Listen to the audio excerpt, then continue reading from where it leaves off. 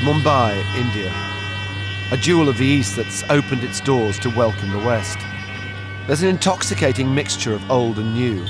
India's rich culture, its 5,000-year history, and the oldest newspaper in the subcontinent all jostle up to the latest technology and inner-city traffic jams that even London would be proud of. And this city claims as its own one very famous man, considered by many to be the greatest star of stage or screen in the world. You might not know who he is, but to the Indian diaspora, he's a very familiar face. He's almost God to millions of people. People worship him. We believe in him. There's a kind of, there's a faith in him. And you cannot take your eyes off him. He's charisma personified. He is undoubtedly the best actor Hindi film industry has seen. I mean, he's probably done more films than anybody else in the world. He is the biggest that Bollywood has ever seen or ever had or will ever have. He's blessed and he's the chosen one, and you should just leave it at that. Well, this chosen one, in case you hadn't guessed, is Mr. Amitabh Bachchan, and I'm in Mumbai to meet him. The only problem is, so are all of these people. They've gathered outside his house, hoping to catch a glimpse of their idol. This is a ritual that happens every single Sunday. Crowds of people just gather around here to see him. All this lot here, then there are people behind the camera over there. They've come to worship. That's what it feels like. Luckily, I know where he's going to be later. Bablu, I want you to take me to the Indian International Film Academy Awards, okay?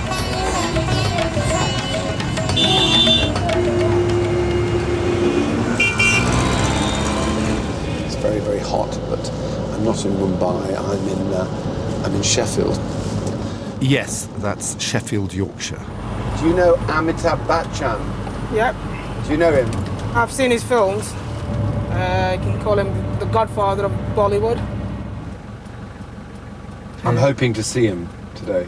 Oh yeah, Yeah. right, that'll be brilliant. He's agreed to make a film with us. How's that? Excellent. Yeah. But as I approach the arena, I begin to see that I'm not the only one hoping for an audience with the great man. I'm suddenly in a huge crowd of journalists, stars and politicians here for the awards, but no doubt also waiting for the arrival of this man, this god, who in a famous BBC poll was voted the millennium's greatest screen and stage actor. How many of these other stars would have beaten the likes of Laurence Olivier and Marlon Brando to that title? Everybody knows his name, look at it. Because everybody's trying to get to him, but he's the top of the range, isn't he? Oh, he is, definitely. Now, who's this then? He's approaching.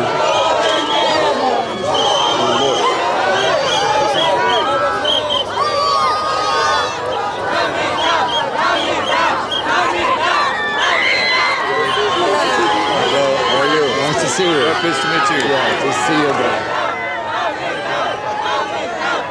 I have met Amitabh Bachchan. Oh, you have? I have. Touch me.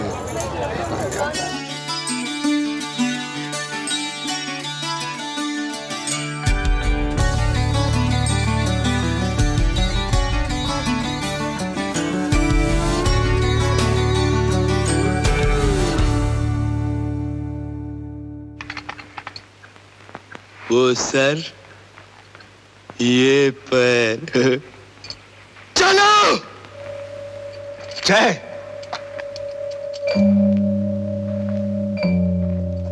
The name Amitabh is Sanskrit for everlasting light. And Bachchan's been illuminating the silver screen for nearly 40 years now.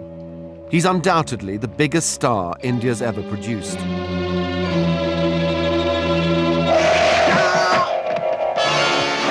And his appeal is global, with his Hindi films reaching huge audiences, from Australia to the Middle East, Africa to Britain. He's no longer just a successful actor. He's a demigod. So here we are, 2.5 hours away from Mumbai. He's remaking one of his most popular films called Sholay. Indeed, it's probably the most popular film in Indian cinema. And we're going to ND Studios.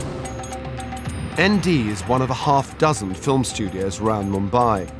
The region, in terms of sheer scale and output, is the movie capital of the world, and produces a large proportion of India's amazing 1,000 films a year.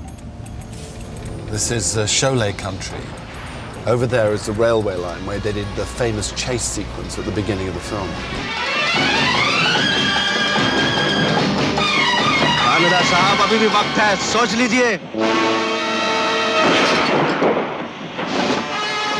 And there's our man.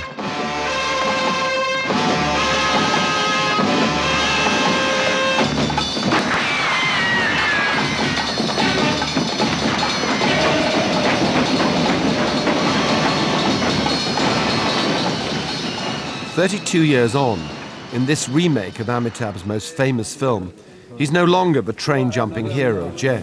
He's taken on the role of the arch-villain. Yeah, baby, let's go. And with the star on set, we have to get in. All we need to do is convince security to let us through. Sholay. Yeah. We're in. Like arriving at some Maharaja's palace.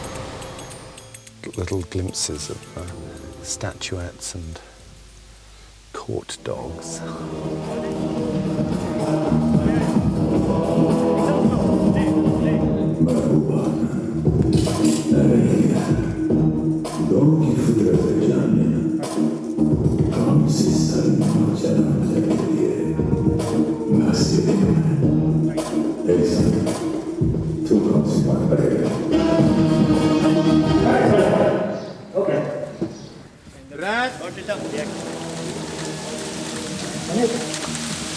Well, as you can see, a bit of rain. But even a monsoon can't hold up production around here. And by our reckoning, this is his 169th film.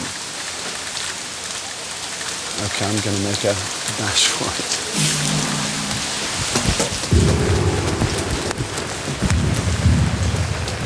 India's most famous actor must be used to all the attention he gets, on screen and off. But how does he feel about his godlike status? It's somebody else's invention, it's the media invention. They love these words. Media loves to classify any event, give it a title, form an epithet, because it makes writing for them a lot easier. So they construct these wonderful words and then subject us to the idiocy of it. So is playing the baddie this time something that will sit more comfortably with the nation's reluctant hero? When it was originally made, this was the role that I wanted to do, and I begged and pleaded with the director, Mr. Ramesh Sippy, but he refused. This time round, Amitabh's got his way, and they're getting the studio ready for the villain's next big scene. This is a song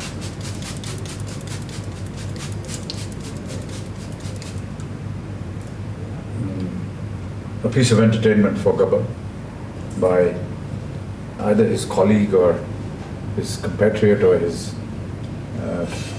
arms dealer. A little bit of entertainment, that's it.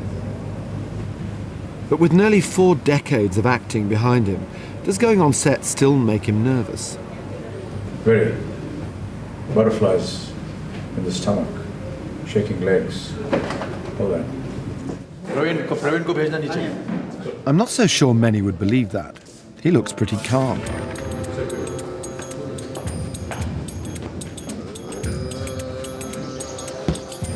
Where do I go?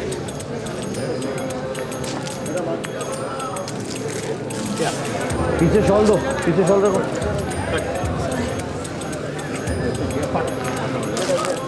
These days, Bollywood production values are big, and at the age of 65, Amitabh's still cutting it alongside the younger generation. Today, he's doing the inevitable music number. It's going down well with the crew, who've crowded into the studio to watch the maestro at work.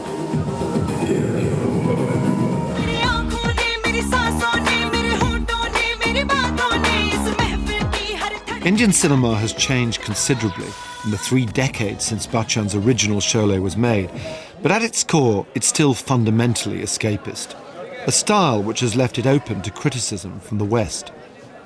If the basis of producing and making cinema in India is to provide entertainment to a very, very large section of people who are poor, have a very meager existence, and who look at going into the cinema as a release from the frailties and the poverty and the misery and a very hard day's work.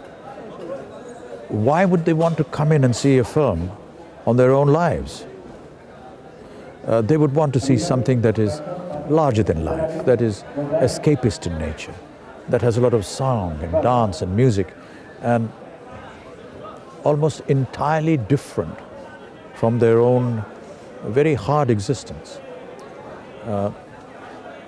It should almost be dreamlike. And Amitabh's own movie debut was a lesson in escapism. In 1969, he appeared in Sat Hindustani, or Seven Indians, after his brother, Amitabh, convinced him to ditch his career as a freight broker and follow his passion instead.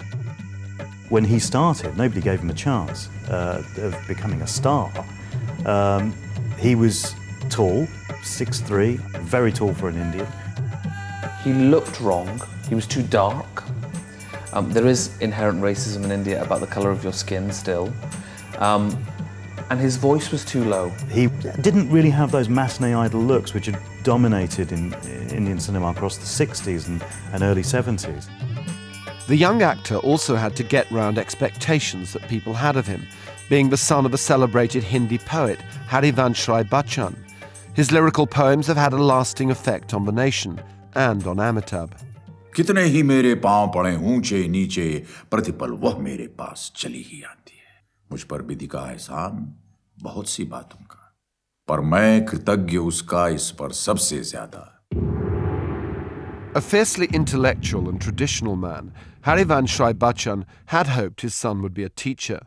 But Amitabh's mother, Teji Bachchan, was more progressive and openly supported her son's acting. She came from a wealthy Sikh family in the Punjab.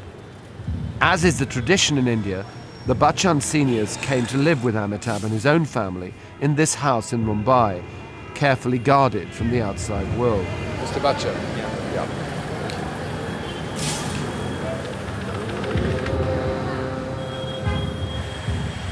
Alan, welcome. Nice to see you again. Come. Your parents had quite different backgrounds, didn't they? My mother grew up with British nannies and a very affluent lifestyle. So I had a wonderful mix of my mother's temperament, which was slightly more Western, and my father, who was very traditional and more Eastern. So I consider myself very fortunate to have been able to imbibe the best of both cultures. And Amitabh was to use this mixed heritage to his advantage, drawing a wide audience and helping to unite a diverse people, all searching for a hero. India was in crisis, and the cinema began to reflect the nation's mood. Amitabh expressed their unheard anger.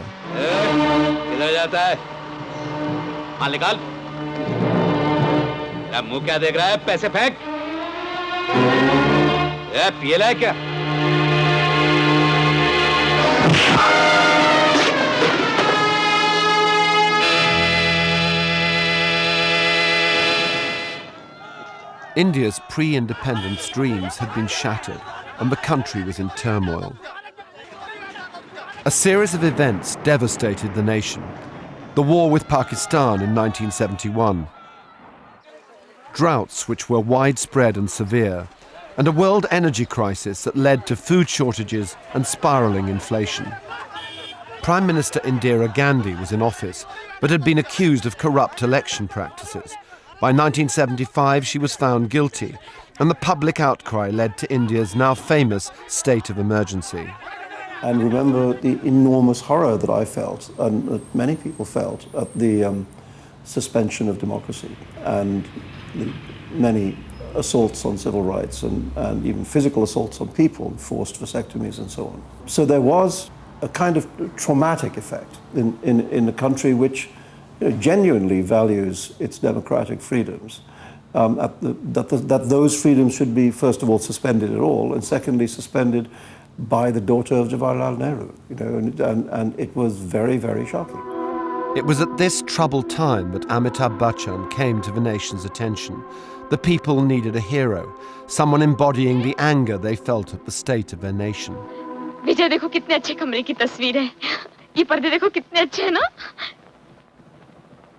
देखो, देखो ना।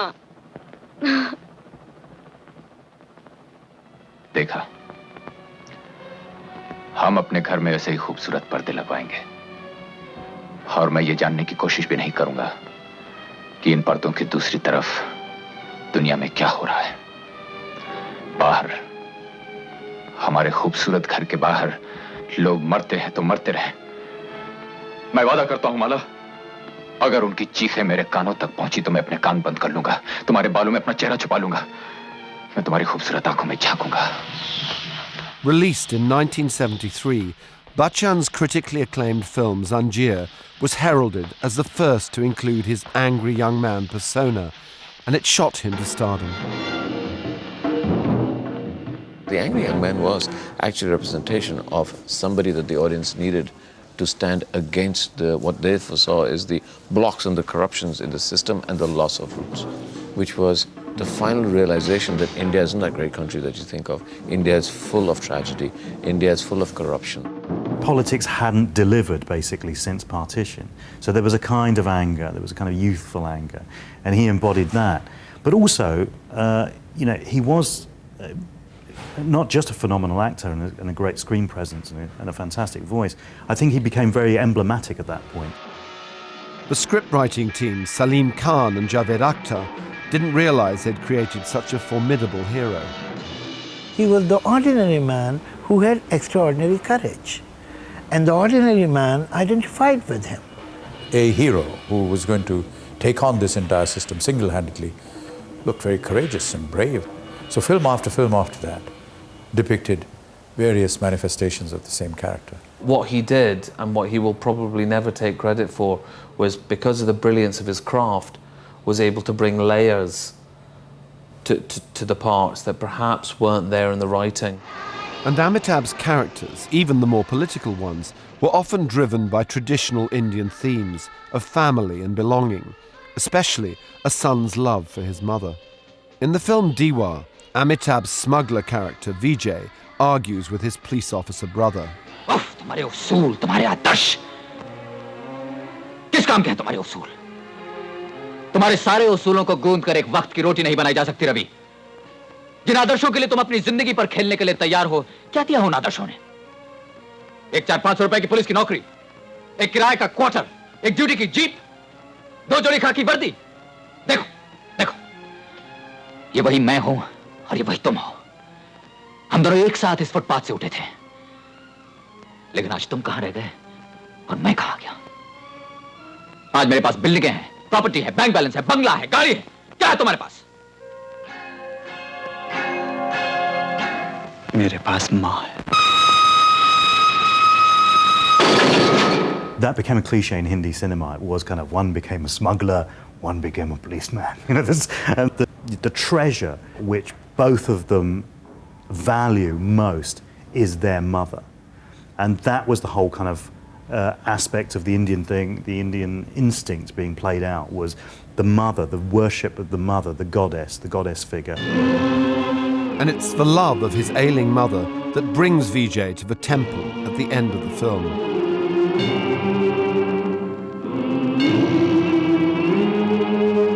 वो औरत जिसके माथे से तुम्हारी चौखट का पत्थर खिस गया, वो औरत जिस पर जुल्म बढ़े तो उसकी पूजा बढ़ी, वो औरत जो जिंदगी भर जलती रही लेकिन तुम्हारे मंदिर में दीप जलाती रही, वो औरत आज जिंदगी और मौत की सरहद पर खड़ी है और ये तुम्हारी हार है. Essentially, he's confronting God. You must be so proud of yourself that you who brought me who doesn't believe in you, you brought me here today. You know, this must be your victory, but it's an empty victory because what has brought me here is the woman that has worshipped you for years on years. She's ill. That's why I'm here. So, you know, damn your empty victory. It's just such a great scene. मेरे गुनाहों की सजा मेरी मां को मत दो. मैं अपने आप को तुम्हारे हवाले कर रहा हूं, जो चाहे कर लो, लेकिन मेरी मां मुझे वापस दे दो. मेरी मां मुझे वापस दे दो मेरी मां मुझे वापस दे दो While when others portrayed anger, it looked like an anger of a privileged, safe, secured, powerful, arrogant person. While when Amitabh Bachchan portrayed anger, it was anger of a decent man who is very badly hurt. This decent man in the same year went on to tackle a whole raft of baddies in the 1975 epic Sholay, his biggest hit of all. Often cited as the most popular Indian film ever, this particular take on the Seven Samurai was another vessel for Bachchan's rebellious young hero, but this time in a Western.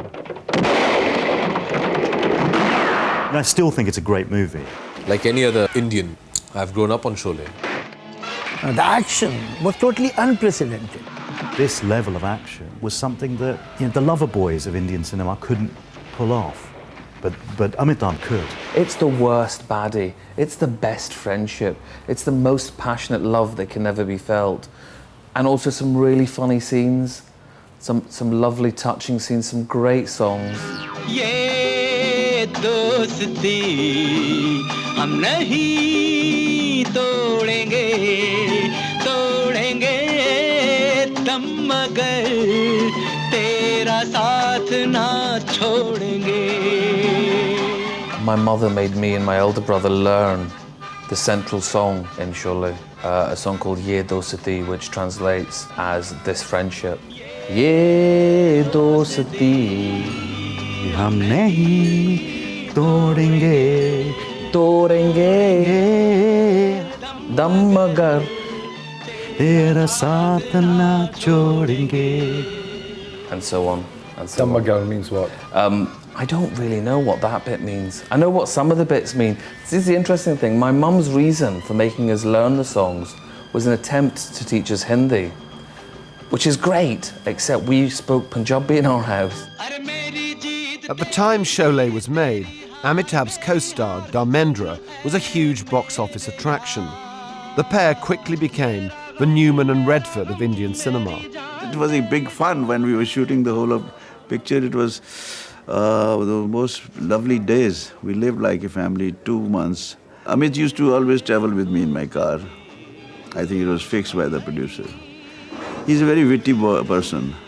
Sometimes he's full of wit, but he's very, very introvert, painfully introvert.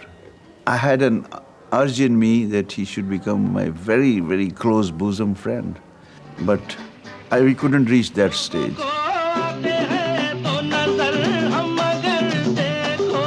I don't know, somewhere I want to be like this.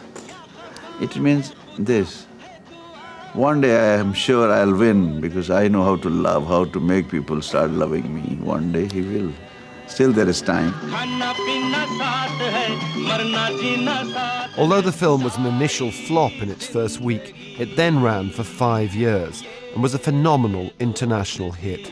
Sholay was a shared experience for the entire Indian community in Glasgow, and those were rare. It was also played at the Odeon Marble Arch, and I'd never ever heard of a mainstream Bollywood movie playing at a major London cinema. So Sholay proved to be the high point of Indian cinema globally in the 1970s. But India's love affair with film began here at the Watson Hotel in Mumbai. The Lumiere brothers gave the subcontinent its first glimpse of moving images when they unveiled their silent films in 1896. Less than 20 years later, in 1913, the father of Indian cinema, Dada Saheb Phalke, made India's first homegrown feature. Although music was played live, the movies themselves were silent, so Phalke didn't need to choose from the country's 114 officially recognized languages. Now, 90% of films shown in Mumbai are in Hindustani, a hybrid language used widely by the film industry. Anywhere you go in North India, what people actually speak is Hindustani, and there's no such language. Essentially what it is Urdu spoken with a Hindi accent. That lingua franca became the unifying force, and the movies had a great role in inventing it. Apart from Hindustani, the cinema served another crucial function. In a country with 6 major faiths, it was the only thing to successfully bridge India's religious divide. It's almost like cinema is a bigger religion than Hinduism or Islam or Sikhism or Christianity. Take Sholay for instance. Nobody could tell you necessarily what religion which character was in the film without stopping and thinking about it, because we don't decode our movies that way. I'm very proud of that there is an entity like the Hindi film industry, which indeed unites all of them. A country which is so diverse and has so many issues and problems of race and creed and caste and religion and language. So for India's hugely diverse population, the cinema serves a far bigger purpose than providing mere entertainment. This one's been here since the 1930s. And of the billion people in India, 20 million people a day come to the cinema. It's afternoon now, and the first showing didn't happen because the film didn't turn up. Most Indian films are of marathon proportions, lasting around 3 hours. One for now, please. They're all singing, all dancing affairs. They may look modern, but in Hindi films, the stories are based on the ancient teachings of the Sanskrit epics, the Mahabharata and the Ramayana. Now, India has a style of narrating stories. This has not been invented by Hindi cinema. It is at least few thousand years old. And there is something inherently so very natural and organic about it.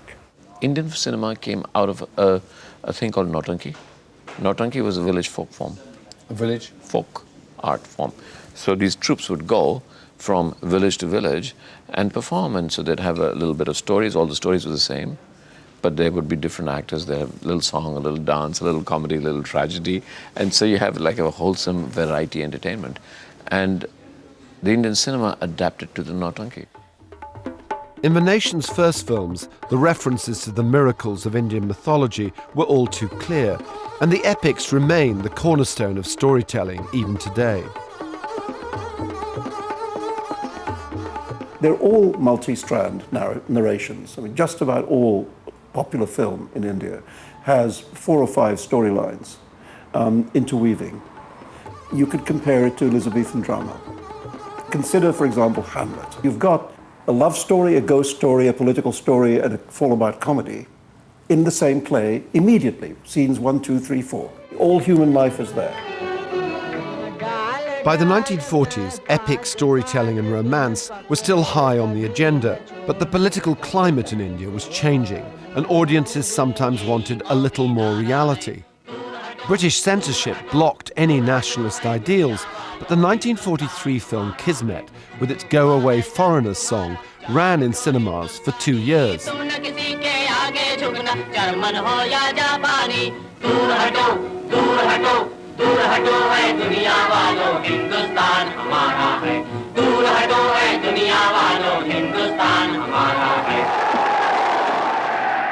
After independence in 1947, the golden age of Indian cinema began for real. Hey, Mem Saab, abhi hua nahi tumhara singar? ए, कहाँ चले आ रहे हो?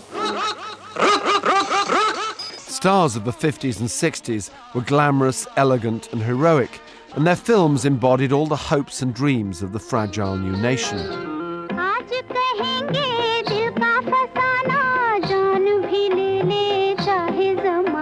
And for the wider diaspora, no longer living in India, these romantic films were a direct link to the motherland.